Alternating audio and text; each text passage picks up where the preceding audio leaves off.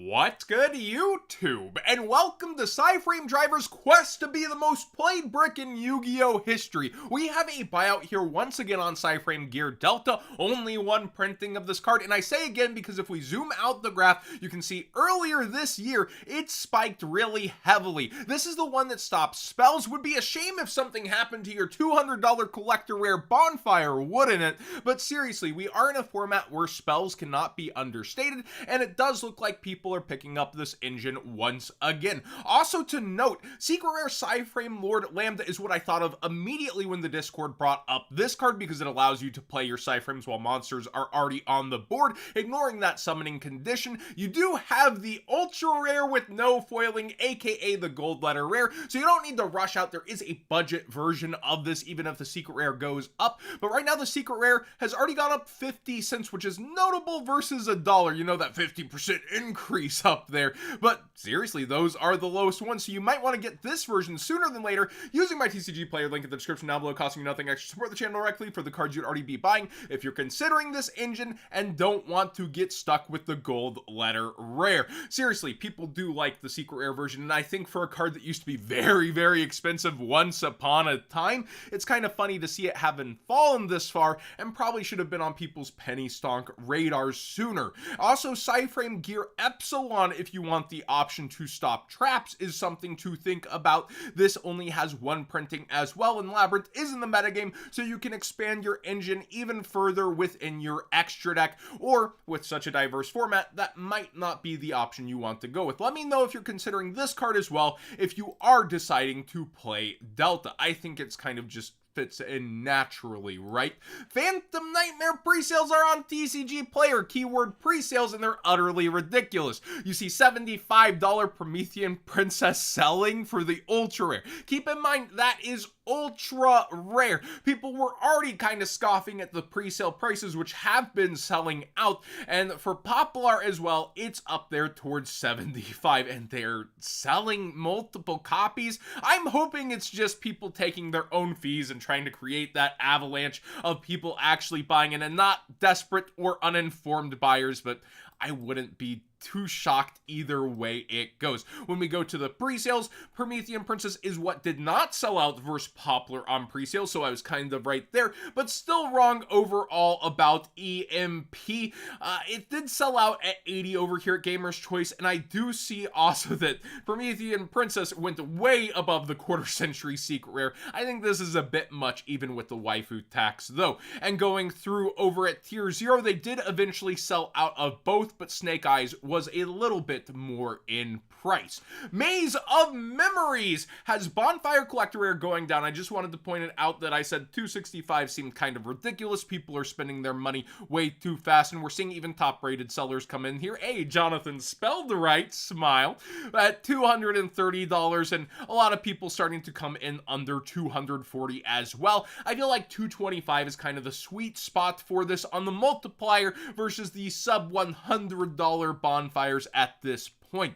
Flame Swordsman secret rares are absolutely ridiculous. I told you all I picked up a couple of these when I picked up Summon Skull and Speed Duels just because it looked cool. I didn't think about the new support coming in and people being hyped around it, but oh my gosh, the secret rare is ridiculous in price. The lowest are 16 with tons of sales around here. We told you about this one when it initially began to spike and it just kept going further. And I do have to admit, seeing Joey as the Flame Swordsman and stuff like that is pretty darn cool. Another fire deck popping off in the future, though, will be Infernoid. The question is, when with Terminal World? When will we get that support? Will it be this year? Konami, please tell us. But these cards are still really low quantities and up in price. I would hope a lot of these would get taken care of as reprints in a reprint set along with the cards that would come from there, but you never really know what Konami will miss or what won't be in there and what rarities they will be too. So be aware, all the Infernoid stuff is still up in price and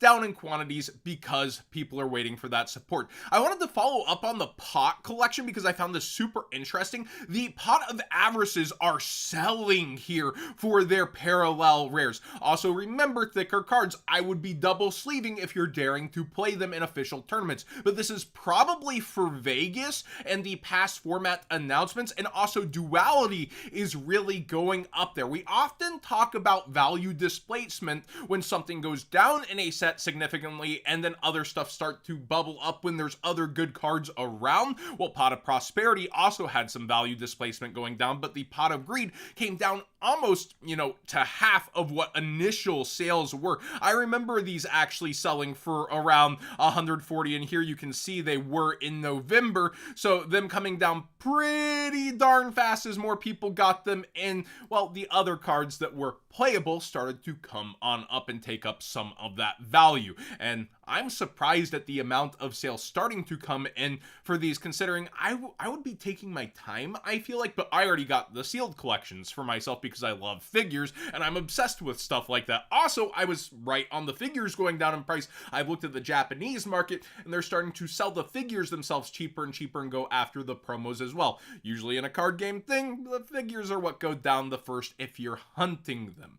Valiant Smashers boxes have gone up a good bit, and in terms of sales, so be aware of that. But also I want to give a word of caution: buy sealed boxes only from sources you trust with sets like these, because they can rip open into the collector rares, and if they do that early enough in the case, we've already pulled 4 and we're through 8 boxes, they might list the rest of the single boxes. That is still a problem with modern sealed, so be aware of that and buy from trusted sources that you know if you are going sealed. But this has gone up because all 3 archetypes inside got support and people seem pretty on it, and Konami's finding ways to finally give that kind of support that make these side sets successful despite their terrible freaking ratios.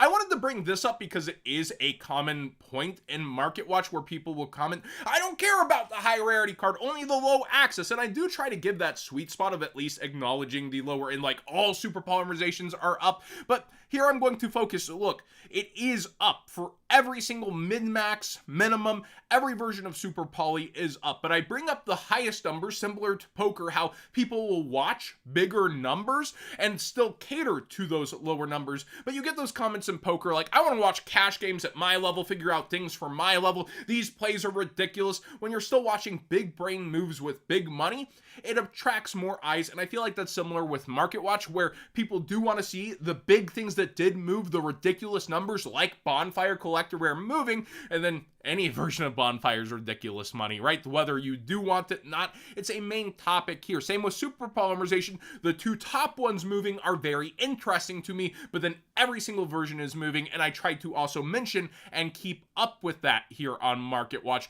and show, yeah, look, every copy, even if it's a footnote, I try to cover both aspects of it when I'm talking. I'm not going to solely feature low cards, because when I do my budget picks and stuff like that, penny stonks, it actually gets the least amount of views on Market Watch, even though we're talking interesting market theory, things people aren't looking at. Maybe free money to be generated. Not a financial advisor. I don't know the future of card prices, where they'll go, and that's why it's a maybe. You're still gambling, you're still risking, but when I bring up penny stonks in particular, it's some of my lowest views when it's in the title, even at it's the most demanded in the comments section when people ask for a segment. So it's very interesting, the kind of dichotomy and duality, if you will, of people asking for that kind of content versus how it actually ends up performing. Scrap Dragon for past format, ultimate rare, the highest rarity as we go into an access version, has been bought out. So be aware, I'm guessing this is due to Vegas and actual support for other past formats, that this has gone off the deep end and gone up towards $75. And also Dust Tornado's interesting.